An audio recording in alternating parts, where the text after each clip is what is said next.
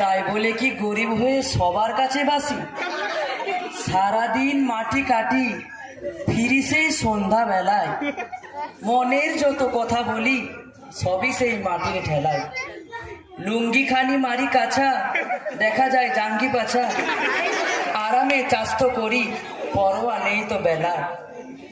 ছেলেটা পান্তা নিয়ে দিয়ে যায় সে অবেলায়। এমনই হেসে খেলে আমাদের দিন চলে যায়।